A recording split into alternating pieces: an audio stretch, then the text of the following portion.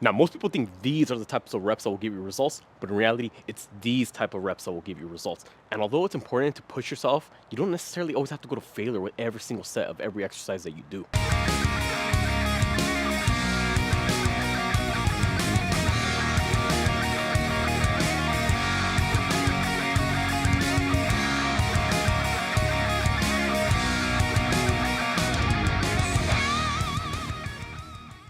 What's up, everyone? David here. Got a new video for y'all today. But before we get into it, if you haven't already, make sure you subscribe to the channel, hit the bell notification so you don't miss out on any new videos. Because remember, new videos on this channel every Tuesday, Thursday, and Sunday. So don't miss out. Now, how hard do you push yourself with every set? How hard do you push yourself when you work out? Essentially, that's the important question, right? That's what we want to know. Do you push too hard? Are you not pushing enough? Or are you overdoing it? So many times we see on social media, whether it be an influencer, a top level bodybuilder, some type of motivational person, whatever it may be, they always say you got to give it your all, push to failure. But in reality, do you really need to do that if you want to have the results that you're looking for? Let's just say you want to build muscle, bodybuilding, bigger biceps, bigger chest, thicker legs, whatever it may be. You're training for looks. Your whole goal is to build the physique that you want. You already know. You have to go ahead and get some good quality reps in. You got to lift heavy enough. You got to eat your protein. You got to get plenty of rest. Let's just say we take all of that into account. Okay, everything in the kitchen is lining up perfectly. Everything in your recovery is going according to plan. Now, when you're in the gym itself, how hard are we pushing for every set of every exercise? The shortest and quickest answer I could give to that question is essentially you have to push hard enough to the point where you're past your comfort zone. Let me put it to you this way. I've had many clients in the past who were beginners to the gym, or I've seen other people push themselves when they're working out. And the moment they start feeling a slight bit of discomfort, a slight bit of pain, a slight little burning in their muscles, or whatever exercise it is that they're doing, they immediately stop. They feel a little bit of pain, a little bit of discomfort, and they're like, oh, okay, yeah, okay, now it's time to rest. That won't get you the results that you want. You got to push past that. But on the flip side, I've seen people push themselves to the point where they can't even lift the bar up. They're in the middle of doing a rep on a bench, they're shaking, no, no, and then ultimately they fail, and then they have to scream out for help to help someone come up and lift the bar for them. Or they're on a machine, and then they push, and no, back down. They couldn't get it. That is pushing to failure. Now, is that important? Do you have to push to failure to see the results that you want? The answer is no. But on the flip side, you do have to push hard enough. Now, how hard is that we're looking for? I don't know. I never thought I'd get this far. You have to push hard enough on every set of whatever given exercise that you're doing to the point where once you're done with your very last rep, you could have done one, maybe two more left at the end. If you do push to the point where you have one or two left in the tank, then yeah, you are going to be seeing results. Let's just say your goal was to do 10 reps of whatever exercise that you're doing. And let's just say you're on rep number 8 and you're really pushing it. All right, good, you got it. And then let's go for number 9 and you push, boom, re-rack it. Could you have gotten that 10th rep? Yes, okay, but could you have gotten an 11th rep?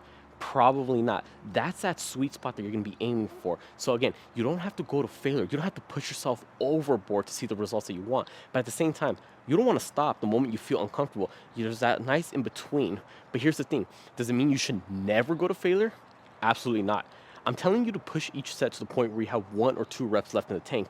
But unless you never go to failure, how would you know what it feels like to have one or two left in the tank?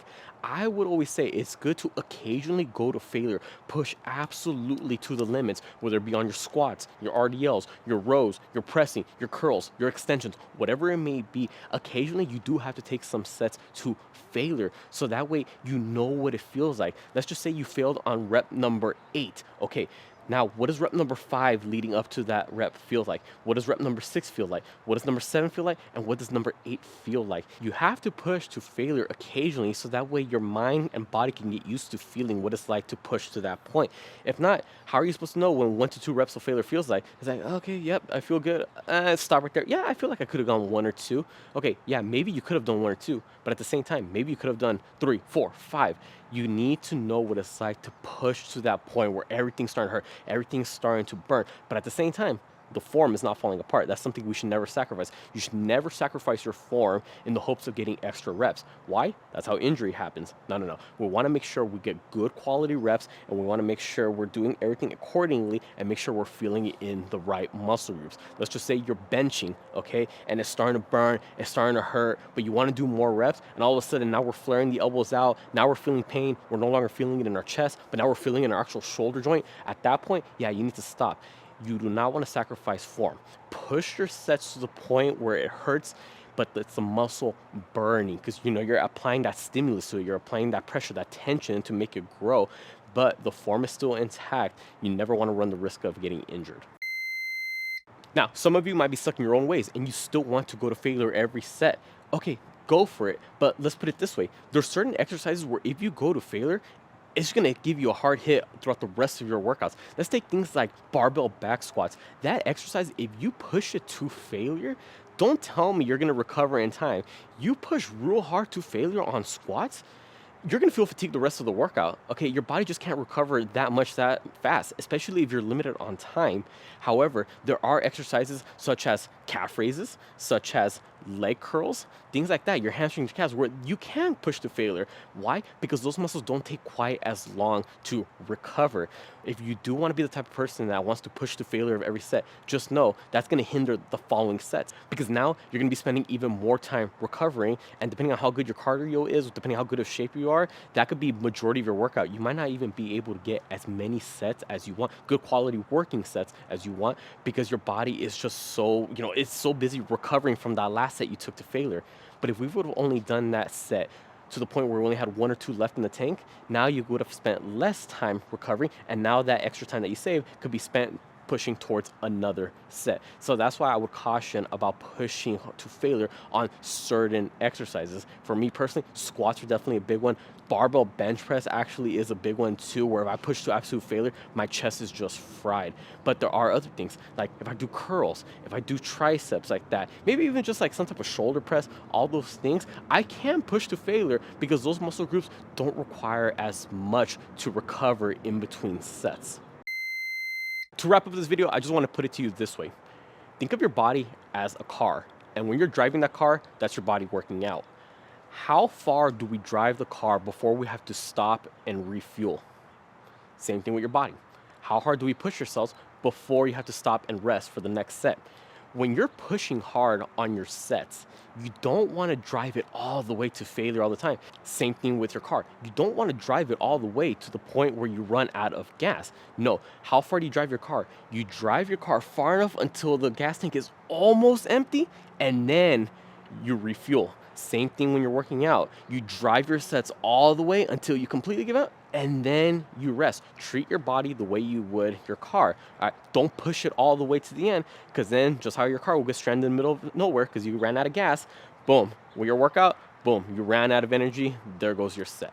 It's as simple as that. What else do you need? Hopefully this video was helpful for many of you. It's real quick, real simple, straight to the point. Failure, yes, occasionally it does have its time and place, but it's not this big overarching game changer when it comes to working out to build muscle that everyone else makes it out to be.